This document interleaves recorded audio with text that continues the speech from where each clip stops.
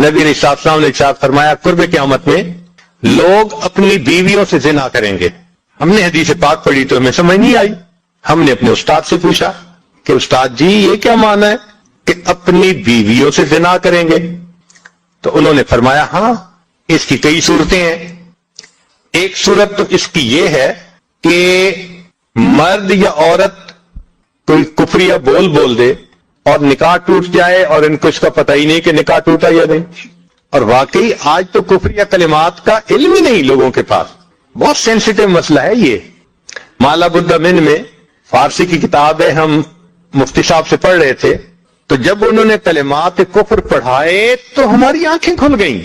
اس میں حضرت مفتی کفایت اللہ رحمۃ اللہ علیہ نے لکھا ہے, مفتی قاضی ثناء اللہ پانی پتی رحمۃ اللہ نے لکھا ہے کہ اگر دو بندے گفتگو کر رہے تھے, ایک نے کہا کہ یہ تو شریعت کی بات ہے اور اگلے نے جواب دیا رکھ پرے شریعت کو فقد کفر, وہ آدمی کافر ہو گیا. شریعت کے بارے میں ایسی بات کہہ دینا کہ رکھ پرے شریعت کو, ایمان کہاں بچتا ہے؟ سوچئے. تو ہمیں چاہیے کہ ہم علماء سے پوچھیں کہ بھئی کلمات کفر کون کون سے ہیں. یہ نہ ہو کہ کہیں ایسے جملے ہم بولیں. کئی جملے تو بہت کامن ہیں. مثلا علماء نے لکھا ہے کہ کسی نے کہا کہ کہاں رہتے ہو, دوسرے نے کہا فلاں جگہ رہتا ہوں. او خدا دے پچھاوڑے, خدا کے پچھاوڑے یعنی خدا کے پیچھے رہتے ہو, فقد کفر, ایسا بندہ کہنے والا کافر ہو جاتا ہے. تو ان کا علم حاصل کرنا ضروری کہ کہیں ہم تو اپنی گفتگو میں کوئی ایسی بات نہیں کہہ جاتے, اور اگر نکاح ٹوٹ گیا تو پھر اپنے ذہن میں میاں بیوی رہ رہے ہیں اور زنا کا گناہ لکھا جا.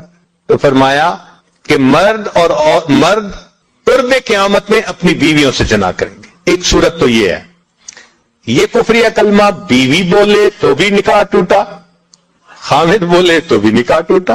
اور دوسری صورت ایک دوسرے کے ساتھ آرگومنٹس, اور یہ تو ہر گھر کی آج بات نظر آتی ہے. جس گھر میں دیکھو الا ماشاء اللہ وہی حال ہے. جب شادی ہوئی میں بولتا تھا بیوی سنتی تھی. اس نے کہا پھر, کہتے پھر بچے ہو گئے, پھر بیوی بولتی تھی میں سنتا تھا. اس نے کہا پھر, کہتے پھر ہم دونوں بوڑھے ہو گئے, ہم دونوں بولتے تھے محلے والے سنتے تھے. تو بڑھاپے میں آرگومنٹس اور زیادہ. اب ان آرگومنٹس میں ہوتا کیا ہے کہ مرد کی زبان سے کنائے میں طلاق نکل جاتی ہے. کنایا کہتے ہیں کہ لفظ تو طلاق کا نہیں بولا لیکن بات ایسی کر دی کہ جس کا مفہوم طلاق والا ہوتا ہے, اس کو کنائے میں طلاق کہتے ہیں. اب یہ گناہ بہت زیادہ ہے کہ غصے میں کہہ دیتے ہیں چلی جا, مجھے تیری کوئی ضرورت نہیں آج کے بعد. اس قسم کے الفاظ کہ جس کا نتیجہ یہ نکلے کہ تم میری بیوی نہیں ہے, اس کو کنایا کہتے ہیں. اب اس کے مسئلے بھی سیکھنے چاہیے. بھئی نکاح کیا ہے تو کیسے ٹوٹ سکتا ہے, یہ مسئلے بھی تو آنے چاہیے نا. یہ کہاں لکھا ہوا ہے کہ آپ ٹیکس کے سب مسائل جانتے ہیں, بزنس کے سب کوڈز جانتے ہیں, فلاں کا سب نالج آپ نے حاصل کیا ہوا ہے, اور ایک مومن نکاح کر لیتا ہے اور اس کو نکاح طلاق کا پتہ ہی نہیں ہوتا. یہ کہاں کا انصاف ہے؟ شریعت کہتی ہے علم حاصل کرو. ایسا نہ ہو کہ کنائے میں طلاق ہو جائے, ہمیں پتہ بھی نہ ہو اور میاں بیوی مل کے رہ رہے. اور آج تو یہ معاملہ ہے کہ زبان سے طلاق کہہ دیتے ہیں, ہو بھی جاتی ہے, پتہ بھی ہے دونوں کو, مگر بدنامی ہو جائے گی, پھر ایک دوسرے کے ساتھ رہ رہے ہوتے ہیں. چنانچہ ہمیں ایسے لوگ ملے, 5 وقت نمازی, تہجد پڑھنے والا, سب نیکی کرنے والا. خود اس نے مجھے کہا کہ آج سے 8 سال پہلے میں نے اپنی بیوی کو طلاق دے دی تھی غصے میں. ویسے میں نے غصے میں دی تھی. میں نے کہا کبھی کسی نے بیوی کو خوش ہو کے طلاق دی؟ دیتا تو غصے میں ہی ہے نا. یہ کیا بات ہوئی کہ غصے میں دی تھی؟ بھئی طلاق تو ہو گئی. اور جی پھر بعد میں ہم نے سوچا وہ بھی نیک ہے, میں بھی نیک ہوں, بدنامی ہو جائے گی, بچے خراب ہو جائیں گے, تو بس پھر ہم نے پھر اکٹھا رہنا شروع کر دیا. نہ رشتہ داروں کو پتا, نہ علماء سے پوچھا, پھر میاں بیوی اکٹھا رہ رہے ہیں ایک گھر ایک کمرے میں. اب بتائیں زنا ہو رہا ہے کہ نہیں ہو رہا؟ قربان جائیں اس سچے نبی صلی اللہ علیہ وسلم کی مبارک زبان پر 1400 سال پہلے وارن کر دیا تھا کہ قرب قیامت میں لوگ اپنی بیویوں سے زنا کریں گے. آج اس بات کی ضرورت ہے ہم دین کو پڑھیں, دین کو سمجھیں, دین کو سیکھیں, تاکہ اپنی زندگی شریعت کے مطابق گزار سکیں. اور یہ ایسا گناہ ہے زنا اللہ اکبر کہ قرآن مجید میں اس کے لیے فرمایا خالدین وَيَخْلُدُ فِيهِ مُحَانَا، خالدین فیہا کا لفظ آیا تو مفسرین نے اس پر نقطہ لکھا کہ کافر ہمیشہ ہمیشہ جہنم میں رہیں گے، مومن مسلمان خطا کار کے لیے خالدین کا لفظ، تو مفسرین نے اس کا جواب دیا جی ہاں یہ آپس میں انوالو تھے نا۔ اسی طرح شادی شدہ زندگی میں انسان کی جسمانی ضرورت کا بھی جنسی ضرورت کا بھی ایک سائیکل ہوتا ہے۔ نو بیاہتا جوڑے آپس میں زیادہ جلدی ملتے ہیں، بڑھاپا آ جاتا ہے تو زیادہ وقفہ ہو جاتا ہے، لیکن شریعت کے تعلیمات کو دیکھیں تو یوں محسوس ہوتا ہے کہ ایک ہفتے کا وقفہ ایک مناسب وقفہ خیال کیا گیا ہے جس پر زندگی کا لمبا عرصہ انسان عمل کر سکتا ہے۔ اس لیے حدیث مبارکہ میں ہے جمعہ کا دن چونکہ شریعت کے مطابق ویکینڈ کا دن ہوتا ہے، چھٹی کا دن ہوتا ہے، تو فرمایا نبی علیہ السلام نے من غسل واغتسل یوم الجمعہ، جو خامن جمعہ کے دن خود بھی نہائے اور بیوی کو بھی نہلائے، تو اشارہ ہے کہ میاں بیوی آپس میں ملیں۔ ایک دوسری جگہ پر ہے کہ جو نہائے اور بیوی کی خوشبو لگائے، تو اس سے بھی اشارہ ملتا ہے کہ اس دن کا نہانا شریعت کی نظر میں صرف میل کچیل دور کرنا ہی نہیں بلکہ دل کے خیالات کو بھی پاکیزہ کرنا مقصود ہے۔ اس کے بعد پھر وہ بندہ جلدی اگر جمعہ کی نماز کے لیے چلے تو حدیث پاک میں اس کے فضائل آئے ہیں۔ پہلی فضیلت کہ ہر قدم پر 1 سال کے روزے اور 1 سال کی نمازوں کا ثواب ملتا ہے۔ دوسری فضیلت کہ ایسا کرنے پر اللہ تعالیٰ خامند کو 2 ثواب دیتے ہیں، ایک اپنے غسل کا ثواب، ایک بیوی کے غسل کا ثواب۔ اور غسل کا ثواب دوسری حدیث میں ہے کہ انسان جب جنابت کا غسل کرتا ہے تو جتنے پانی کے قطرے جسم سے گرتے ہیں ہر ایک کے بدلے اللہ گناہوں کو معاف فرما دیتے ہیں۔ اور تیسرا انعام اللہ اس دن یہ دیتے ہیں کہ ایک جمعہ سے لے کے دوسرے جمعہ تک کے جتنے گناہ ہوتے ہیں اللہ تعالیٰ معاف فرما دیتے ہیں۔ یہ کتنا خوبصورت دین ہے کہ جس نے انسان کے کھانے پینے سونے اور جنسی ضروریات تک کا خیال رکھا اور میاں بیوی کو ترغیب دی کہ دیکھو عبادت کی نیت سے ملو گے، ضرورت بھی پوری ہوگی اور تمہیں اللہ کے ہاں اجر ملے گا۔ اس کو کہتے ہیں ہم خرما و ہم ثواب، کھجور بھی کھاؤ اور ثواب بھی پاؤ۔ تو یہ انسان کی جو جنسی ضرورت ہے اس کا بھی ایک سائیکل ہے، جب ایک دفعہ یہ پوری ہو جاتی ہے تو پھر درمیان میں کچھ وقت ہوتا ہے جس میں خامد اپنے کاموں میں مصروف ہو جاتا ہے، بیوی اپنے کاموں میں مصروف ہو جاتی ہے۔ جیسے سمندر کے کنارے رہنے والے لوگ جانتے ہیں کہ ایک منتھلی سائیکل ہوتا ہے ہائی ٹائیڈ اور لو ٹائیڈ کا۔ 13، 14، 15 جب چاند کی تاریخ ہوتی ہے تو لہریں 10-10 فٹ اوپر اچھل کر آتی ہیں، اور جب پہلی تاریخ ہوتی ہے تو بالکل کام اینڈ کوائٹ ہوتا ہے۔ یہی انسان کی جنسی ضرورت کا معاملہ کہ عام طور پر جب انسان کی ضرورت پوری ہوتی ہے تو پھر لو ٹائیڈ کا وقت رہتا ہے، مگر کچھ وقفہ گزرنے کے بعد دوبارہ یہ ہائی ٹائیڈ ہو جاتی ہے۔ اس میں بھی اللہ کی ایک حکمت ہے کہ اگر ہر وقت میاں بیوی پر ہائی ٹائیڈ کی کنڈیشن رہتی تو مرد تو پھر گھر میں ہی پڑے رہتے، عورتوں کے طواف میں ہی مشغول رہتے، نہ کوئی کاروبار کر سکتا نہ کوئی فیکٹری چلا سکتا۔ عورتوں کا بھی معاملہ اسی طرح کہ وہ بھی بچوں سے لاپرواہ ہوتی، ہر وقت خامن کی بغل میں گھسی رہتی۔ تو اللہ رب العزت نے کتنی خوبصورت زندگی دی ہے کہ جس میں ہر چیز کا خیال رکھا گیا۔ تو وقفے سے صحت بھی برقرار اور پھر وقفے سے ملنے سے محبت کا احساس بھی زیادہ ہوتا ہے۔ اس کے علاوہ بھی انسان کو ضرورت پیش آ سکتی ہے، انسان ہے، صرف ایک ہفتے ہی کا تو مسئلہ نہیں لکھا شریعت نے، اجازت تو ہر وقت دی ہے۔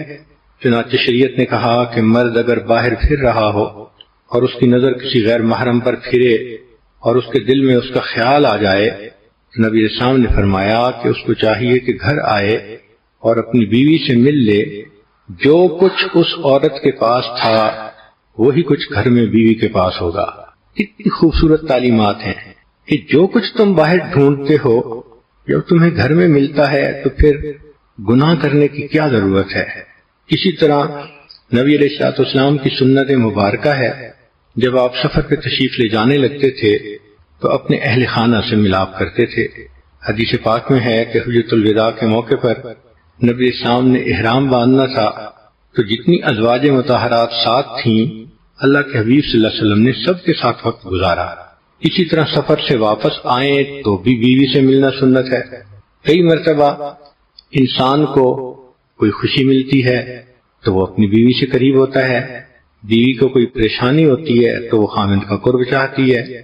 تو انسانی طبائع ہیں۔ شریعت نے سمجھا دیا کہ دیکھو ایک عام سائیکل کی جو مقدار ہے وہ 1 ہفتہ ہے، اب اپنی زندگی کی ضرورتوں کو دیکھتے ہوئے اس سے کم عرصے میں بھی مل سکتے ہو، اس سے زیادہ عرصے میں بھی مل سکتے ہو۔ لیکن کئی مرتبہ جب میاں کے اوپر یا بیوی کے اوپر اتار کی کنڈیشن ہوتی ہے تو غلط فہمیاں ہو جاتی ہیں، شیطان اس سے فائدہ اٹھاتا ہے۔ اس وقت میں خاوند اپنے کام کی طرف توجہ زیادہ دیتا ہے، دفتر پہ توجہ زیادہ دیتا ہے، دوستوں میں وقت زیادہ دیتا ہے، تو بیوی سمجھتی ہے کہ شاید باہر نکل کر یہ کہیں انوالو ہو گیا ہے۔ حالانکہ ہر وقت تو ایسا نہیں ہوتا کہ خاوند کے باہر نکلنے کا ایک ہی مقصد ہو۔ خود عورت کے اوپر جب اتار کی کنڈیشن ہوتی ہے تو اس کی طبیعت میں سستی ہوتی ہے، بے اطمینانی سی ہوتی ہے، تھکی ہوئی ہوتی ہے، پریشانی، طبیعت میں بیزاری۔ شریعت نے کہا کہ ایک ہی کام کے لیے زندگی نہیں دی، ایسے حالات میں تم اللہ کی عبادت کرو، قرآن پاک کی تلاوت کرو، ذکر سے اپنے دل کو اطمینان پہنچاؤ۔ چنانچہ رب کریم ارشاد فرماتے ہیں کذالک لنثبت بہ فؤادک، اے میرے حبیب صلی اللہ علیہ وسلم کہ جب آپ کا دل مغموم ہوتا تھا ہم قرآن پاک کی آیتیں اتارتے تھے آپ کے دل کو تسلی دینے کے لیے۔ کاش کہ ہم یہ تجربہ کرتے کہ غمزدہ انسان کو قرآن مجید سے کیا سکون ملتا ہے، غمزدہ دل کو نماز پڑھنے سے کیا لطف ملتا ہے، لیکن ہم ان تجربات سے ابھی واقف نہیں، ہمیں صرف مادی چیزوں کا پتہ ہے۔ اللہ رب العزت نے جو دلوں کا سکون نیکی میں رکھا ہے وہ آپ کو ڈھونڈنے سے بھی دنیا میں کہیں نہیں مل سکتا۔ تاہم میاں بیوی ایسے وقت میں بہت ایک دوسرے کا خیال رکھیں، کیونکہ جھگڑوں کی بنیاد یہی ہوتی ہے۔ عورت کئی مرتبہ قریب ہونا چاہتی ہے، مرد جان چھڑاتا ہے، عورت باتیں کرنا چاہتی ہے، مرد چپ لگا جاتا ہے۔ تو عورت کی غلطی یہ کہ مرد کی اتار کی کنڈیشن میں خاموشی کو جدائی نہ سمجھے، اور مرد کی غلطی یہ کہ عورت اگر پریشان ہے اور باتیں شیئر کرنا چاہتی ہے تو complaining does not mean blaming. اگر وہ کوئی کمپلین کر رہی ہے تو وہ بلیم نہیں کر رہی، وہ حالات سنا رہی ہے، تو اس کو سن لینا چاہیے۔ بہرحال شادی شدہ زندگی میں میاں بیوی کو سمجھداری سے کام لینا چاہیے، اسی لیے تو یہ میچورٹی کا کام ہے۔ باہر بعض ملکوں کا قانون ہے کہ ووٹ دینے کی عمر 18 سال اور شادی کی عمر 21 سال۔ وجہ کیا؟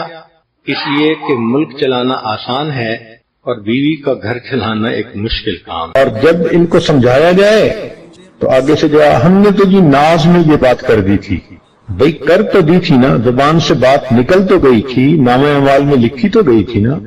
اب فرشتوں نے یہ تھوڑا لکھنا ہے کہ اس نے ناز میں یہ بات کر دی۔ اور پھر کبھی کبھی پتہ کیا جواب دیتی ہیں، اور جی میں نے تو اوپر سے بات کی تھی۔ یہ اوپر کی بات ہمیں آج تک سمجھ میں نہیں آئی۔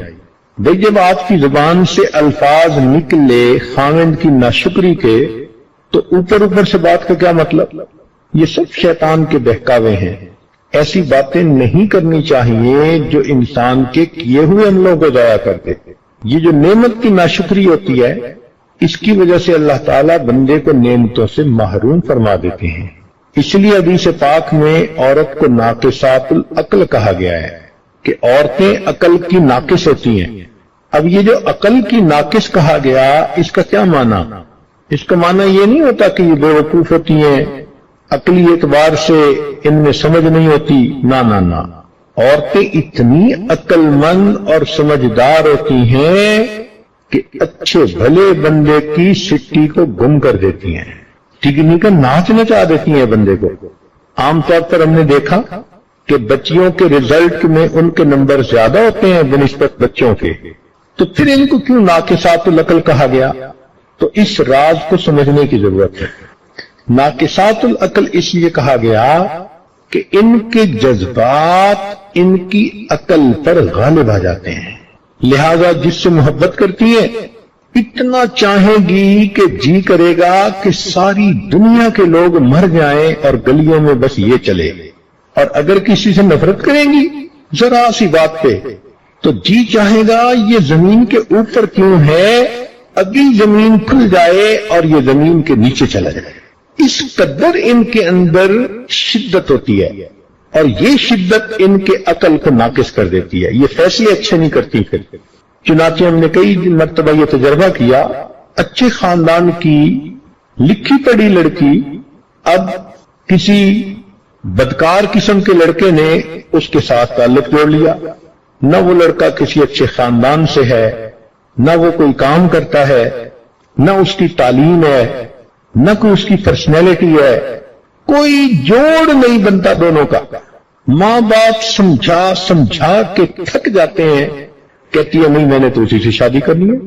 اب اس کو جتنا مرضی سمجھائیں کہ بھئی اس کے پاس نہ گھر ہے، نہ در ہے، نہ نوکری، کہاں سے کھائے گا تمہیں، کھلائے گا، سپورٹ کیسے کرے گا تمہیں، کہتی ہے بس میں گزارا کر لوں گی۔ تو یہ جذبات ان کے اوپر اتنے غالب آ جاتے ہیں کہ یہ فیصلے غلط کر جاتی ہیں، ذرا سی بات پہ خامد کو کہیں گی ہاں مجھے آپ چھوڑ دیں۔ تو یہ جو بیوقوفی کے فیصلے کر دیتی ہیں نا جذبات میں آ کے، شریعت نے کہا کہ یہ ناقصات العقل ہوتی ہے۔ اس لیے تو شریعت نے طلاق کا حق مرد کو دیا۔ اگر بالفرض و تقدیر طلاق کا حق عورت کو دیا جاتا تو ماشاءاللہ ایک دن میں 25-30 طلاقیں تو ہر مرد کو ہو جاتی۔ اس لیے شریعت نے کہا کہ ہن ناقصات العقل والدین، دین اور عقل کی ناقص ہوتی ہیں۔ تو جذباتی فیصلے نہیں کرنے چاہیے، اللہ کی نعمتوں کی ناقدری نہیں کرنی چاہیے۔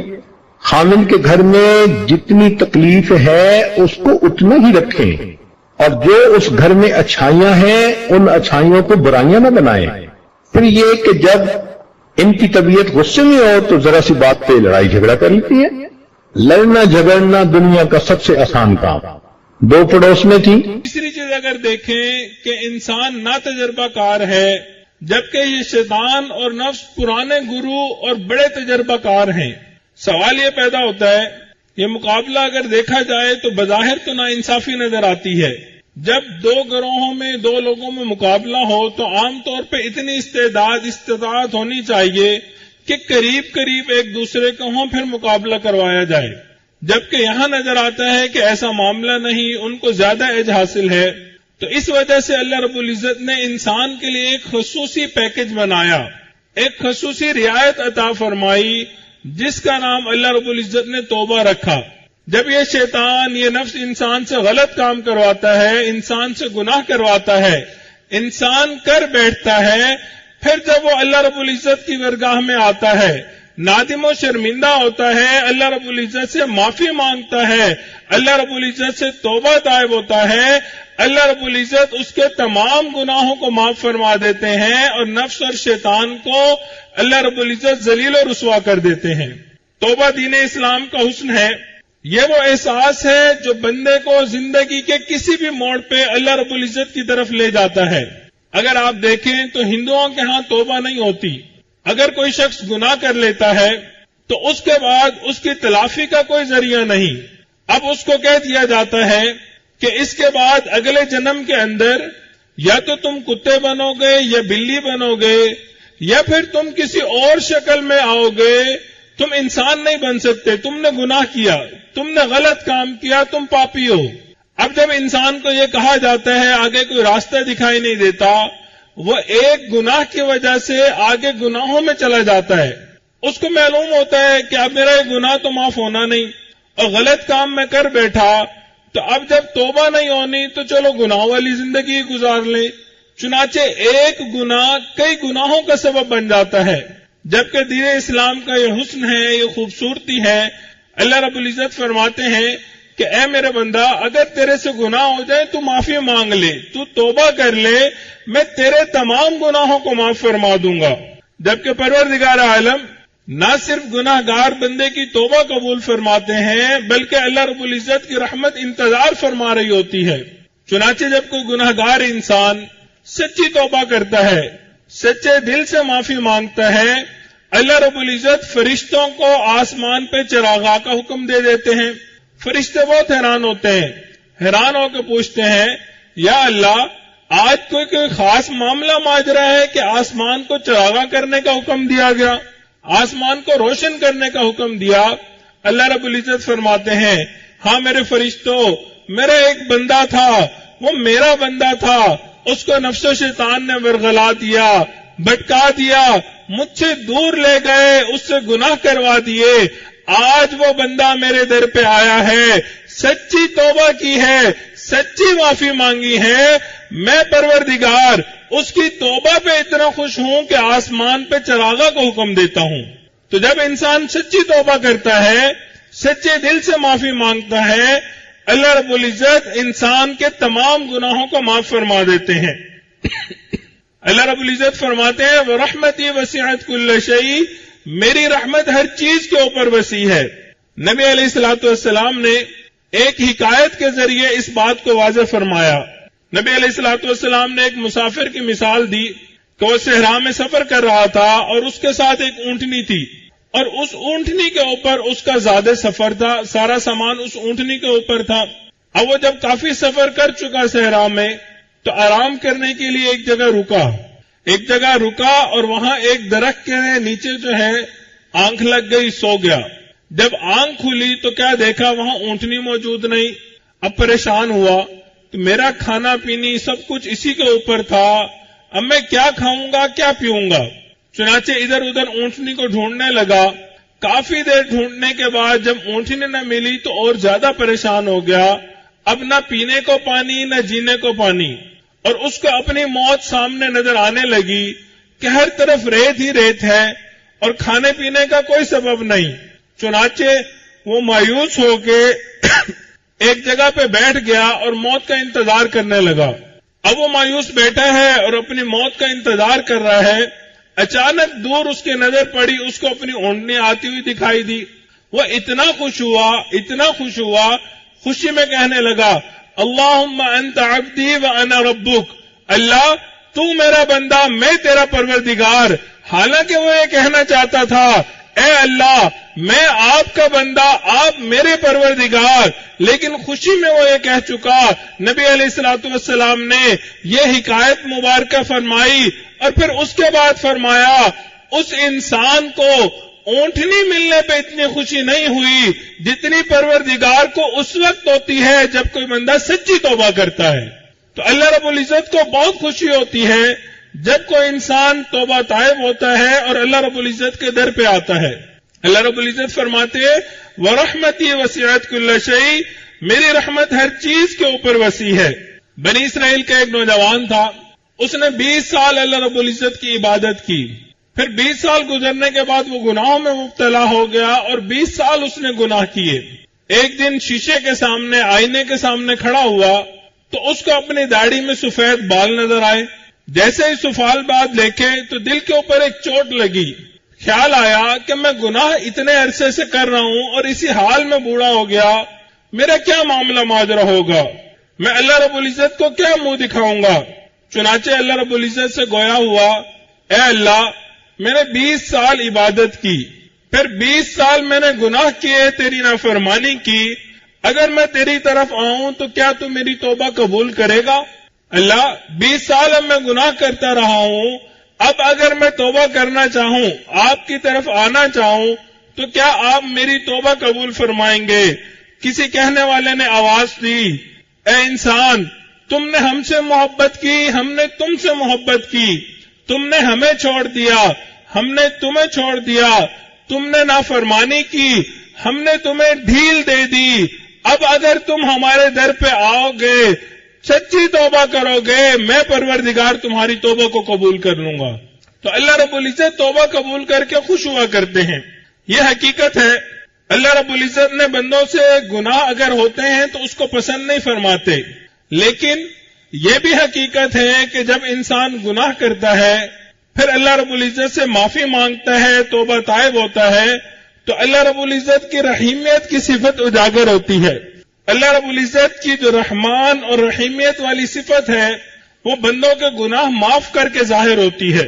چنانچہ مسلم شریف کی روایت ہے، عن ابی ہریرہ رضی اللہ عنہ قال قال رسول اللہ صلی اللہ علیہ وسلم والذی نفسی بیدہ لو لم تذنبوا لذهب اللہ بکم ولجاء بقوم یذنبون فیستغفرون اللہ فیغفر لهم، قسم ہے اس پروردگار کی جس کے قبضے قدرت میں میری جان ہے، اگر تم گناہ نہیں کرو گے اللہ رب العزت تمہیں ختم کر دیں گے، ایسے لوگوں کو پیدا کریں گے جو گناہ کریں گے، پھر اللہ رب العزت سے مغفرت مانگیں گے، اللہ رب العزت ان کو معاف فرما دیں گے۔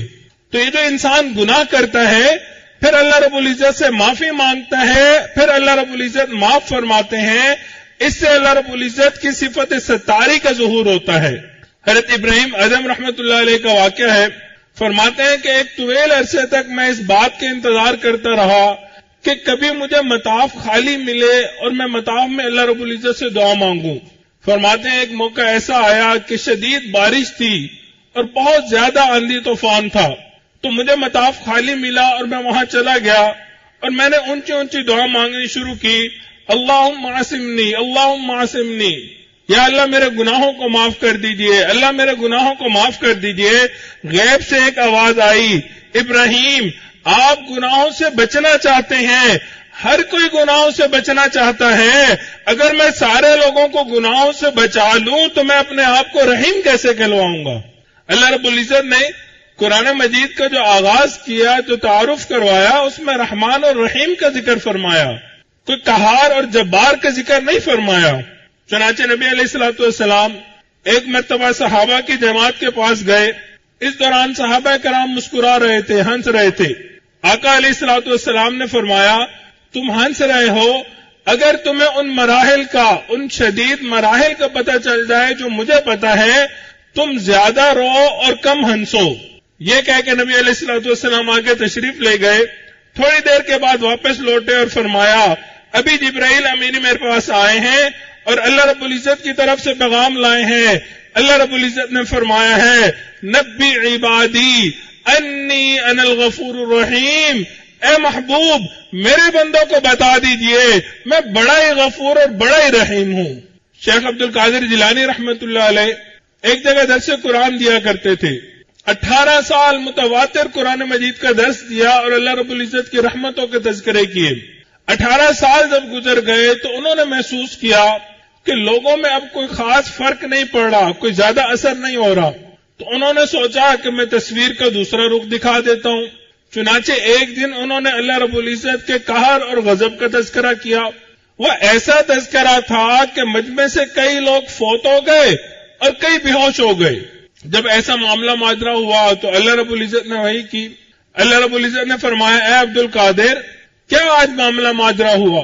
حضرت عبد القادر رحمۃ اللہ علیہ نے کہا اللہ 18 سال تیری رحمت متواتر بیان کرتا رہا، اب 18 سال گزرنے کے بعد مجھے کوئی خاص فرق نظر نہ آیا، میں نے سوچا تصویر کا دوسرا رخ بھی دکھا دیا جائے۔ اللہ رب العزت نے الہام فرمایا اے عبد القادر کیا 18 سال میں میری رحمتیں ختم ہو گئی تھی جو تو نے میرے قہر اور غضب کا تذکرہ شروع کر دیا؟ ورحمتی وسعت کل شیء، اللہ رب العزت کی رحمت ہر چیز کے اوپر وسیع ہے۔ جب شیطان نے نافرمانی کی، اللہ رب العزت کا حکم نہ مانا، تو فرمایا گیا فخرج منها فانک رجیم، دفعہ دور ہو جا تو مردود ہے، نکل جا یہاں سے۔ اب جب عین جلال کے عالم میں اللہ رب العزت نے فرمایا نکل جا، تو اس نے اس وقت میں اللہ رب العزت سے مہلت مانگی، پروردگار عالم نے مہلت دے دی، انذرنی الی یوم یبعثون۔ اب جب اس کو مہلت مل گئی تو آگے سے کہنے لگا فبعزتک لاغوینہم اجمعین، اللہ مجھے آپ کی عزت کی قسم میں آپ کے بندوں کو بھٹکاؤں گا، ورغلاؤں گا، آپ سے دور لے کے جاؤں گا۔ اب جب اس نے قسم کھا کے کہا تو اللہ رب العزت کی رحمت کو جوش آیا۔ اللہ رب العزت نے فرمایا اے شیطان مردود تو میرے بندوں کو بھٹکائے گا، ورغلائے گا، مجھ سے دور لے کے جائے گا، وعزتی مجھے اپنی عزت کی قسم و جلالی، مجھے اپنے جلال کی قسم، و ارتفاع مکانی، مجھے اپنے اونچے مقام کی قسم، لا ازال اغفر لهم استغفرونی، میں اپنے بندوں کی اس وقت تک توبہ قبول کرتا رہوں گا جب تک وہ توبہ کرتے رہیں گے۔ شیطان نے ایک قسم کھائی تھی، رب رحمان نے 3 قسمیں کھا کے جواب دیا۔ وَرَحْمَتِي وَسِعَتْ كُلَّ شَيْءٍ، میری رحمت ہر چیز کے اوپر وسیع ہے۔ 2 نوجوان ایک جگہ کھڑے ہوئے تھے اور آپس میں مکالمہ کر رہے تھے۔ ایک کہہ رہا تھا اللہ رب العزت کی خاص نظر اس کے اوپر ہوتی ہے جس نے کبھی گناہ نہ کیا ہو، اور دوسرا کہہ رہا تھا نہیں، اللہ کی خاص نظر اس کے اوپر ہوتی ہے جس نے گناہ کیا لیکن پھر توبہ طائب ہو گیا۔ اب یہ آپس میں کھڑے مکالمہ کر رہے ہیں، اتنے میں انہوں نے دور سے ایک بابا جی کو آتے دیکھا۔ چنانچہ انہوں نے کہا کہ بزرگ بابا جی آ رہے ہیں، ہم ان سے فیصلہ کرواتے ہیں، وہ بتائیں کہ اللہ رب العزت کی خاص رحمت کی نظر کس کے اوپر ہوتی ہے۔ چنانچہ انتظار میں کھڑے ہوئے، جب وہ بزرگ قریب آئے تو انہوں نے اپنا مدعا بیان کیا۔ وہ بزرگ کہنے لگے کہ بچوں، میں کوئی عالم تو نہیں ہوں، میں کپڑے کا کام کرتا ہوں اور میرا کارخانہ ہے، اس میں میں کپڑے سوتتا ہوں۔ میرے کارخانے میں دھاگے کے ذریعے کپڑا بناتا ہوں، لمبے لمبے دھاگے لگاتا ہوں۔ میں اپنے تجربے سے بتا رہا ہوں کہ جب میں دھاگے لگاتا ہوں اس وقت اگر کوئی دھاگا ٹوٹ جائے تو میں آ کے اس کو گانٹھ دیتا ہوں، جوڑ لیتا ہوں، لیکن اس کے بعد جب میں کام شروع کرتا ہوں اس دھاگے کے اوپر میری خاص نظر ہوتی ہے جس کو میں نے گانٹھ دیا ہوتا ہے۔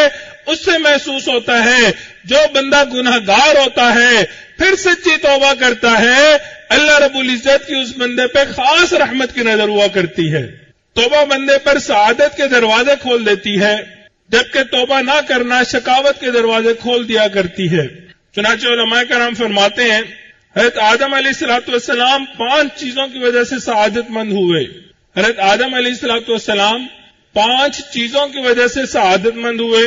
سب سے پہلا، اپنی خطا کا اعتراف کر لیا، اپنی خطا کا، غلطی کا اعتراف کر لیا۔ دوسری چیز، ندامت ہوئی، شرمندگی ہوئی، نادم و شرمندہ ہوئے۔ تیسری چیز، اپنے آپ کو ملامت کیا۔ چوتھی چیز، توبہ کی طرف جلدی کی، جلدی توبہ طائب ہو گئے۔ اور 5ویں چیز کہ اللہ رب العزت کی رحمت سے مایوس نہ ہوئے۔ تو 5 چیزیں انسان کے اوپر سعادت کے دروازے کھولتی ہیں۔ سب سے پہلا اپنی خطا کا اعتراف کرنا، سب سے دوسرا شرمندگی ہونا، نادم و شرمندہ ہونا، تیسری چیز اپنے آپ کو ملامت کرنا، چوتھی چیز توبہ میں جلدی کرنا، اور 5ویں چیز اللہ رب العزت کی رحمت سے مایوس نہ ہونا۔ جبکہ دوسری طرف دیکھیں تو شیطان 5 چیزوں کی وجہ سے شقاوت کا ذمہ دار ٹھہرا۔ وہ کون سی 5 چیزیں تھیں؟ سب سے پہلے اس نے اپنے گناہ کا اقرار نہ کیا، اس نے اپنے گناہ کا، خطا کا اقرار نہ کیا۔ دوسری چیز، وہ اس پہ نادم و شرمندہ نہ ہوا۔ تیسری چیز، اس نے اپنے آپ کو ملامت نہ کیا۔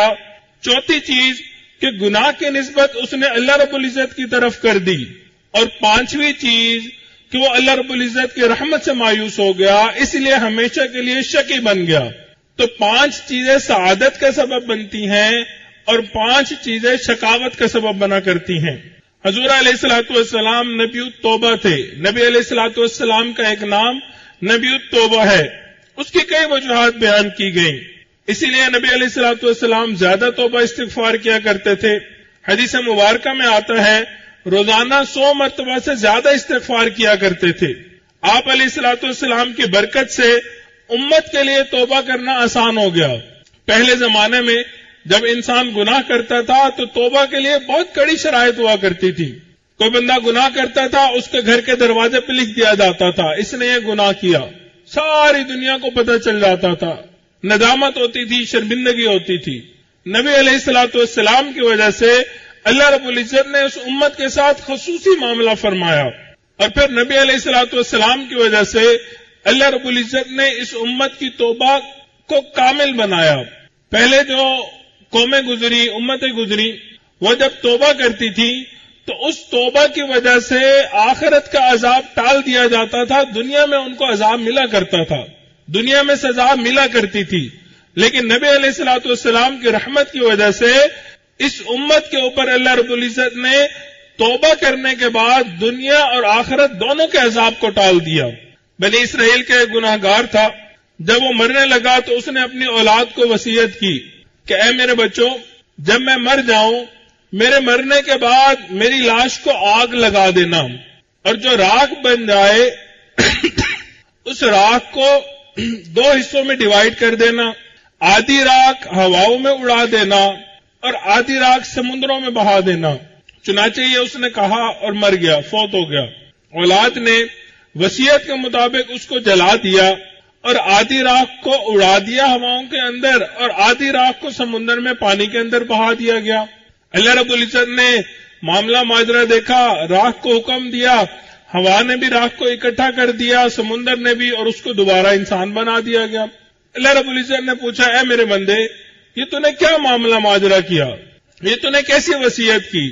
وہ بندہ کہنے لگا اے پروردگار عالم، میں گناہگار تھا، میں خطا کار تھا، آپ کے سامنے حاضری دیتے ہوئے ڈرتا تھا، اسی لیے میں نے اپنے اولاد کو وصیت کی کہ مجھے جلا دینا، راکھ بنا دینا، تاکہ پروردگار عالم کے سامنے مجھے شرمندگی نہ اٹھانی پڑے.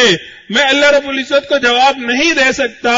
پروردگار عالم نے فرمایا اے انسان، اگر تیرے دل میں اتنا خوف خدا موجود تھا، جا میں نے تیری مغفرت کی، تجھے جنت عطا فرما دی. قیامت کا دن ہوگا، ایک آدمی کو لایا جائے گا، اللہ رب العزت اس کا نامہ اعمال دیکھیں گے اور نامہ اعمال دیکھنے کے بعد جہنم میں جانے کا حکم صادر ہو جائے گا. جیسے ہی اللہ رب العزت حکم فرمائیں گے وہ بندہ جہنم کی طرف بھاگ پڑے گا. اب فرشتے حیران ہوں گے، سب حیران ہوں گے کہ جہنم کا حکم ہوا اور یہ بھاگ کے اس طرف جا رہا ہے. تو اللہ رب العزت اس کو واپس بلائیں گے. اب جب وہ بندہ واپس آئے گا تو پروردگار عالم پوچھیں گے اے نوجوان، یہ تو نے کیا معاملہ ماجرا کیا؟ وہ آدمی کہے گا یا اللہ، ساری زندگی تیری نافرمانیاں کی، ساری زندگی تیرے حکموں کو نہ مانا، آج جب آپ نے مجھے حکم دیا تو جہنم میں چلا جا، میں نے سوچا آج ہی پروردگار عالم کے حکم کو مان لوں، میں بھاگ کے جہنم کی طرف چلا گیا. اللہ رب العزت فرمائیں گے اے انسان، تیرے دل میں میرے حکم کا اتنا احترام ہے، جا میں نے تجھے معاف کیا اور جنت عطا فرما دی. ایک اور آدمی کو لایا جائے گا، اس کا بھی نامہ اعمال پیش کیا جائے گا. اللہ رب العزت اس کا نامہ اعمال دیکھیں گے اور اس کے لیے بھی جہنم کا حکم صادر ہو جائے گا. اب فرشتے اس کو لے کے جا رہے ہوں گے اور وہ ایڑیاں رگڑ رہا ہوگا اور مڑ مڑ کے پیچھے دیکھ رہا ہوگا، بار بار پیچھے دیکھ رہا ہوگا. سب حیران ہوں گے کیا معاملہ ماجرا ہے. تھوڑی دیر کے بعد اس کو واپس بلا لیا جائے گا.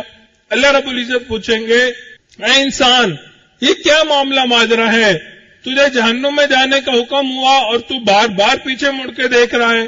وہ آدمی کہے گا یا اللہ، میں ساری زندگی گناہ کرتا رہا، ساری زندگی خطائیں کرتا رہا، اے میرے مولا آپ کی رحمت نے ہمیشہ پردہ پوشی فرمائی، آج جب آپ نے جہنم کا حکم فرما دیا میں بار بار مڑ کے دیکھ رہا تھا، آپ کی رحمت کو کب جوش آئے گا.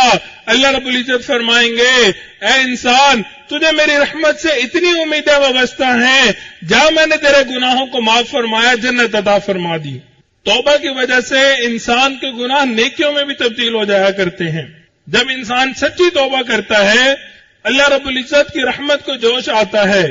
وہاب ابن منبہ رحمۃ اللہ علیہ فرماتے ہیں کان فی زمن موسیٰ علیہ الصلوۃ والسلام شابون، حضرت موسیٰ علیہ الصلوۃ والسلام کے زمانے میں ایک نوجوان تھا جو بڑا سرکش اور نافرمان تھا، بہت گناہگار تھا، بہت خطا کار تھا.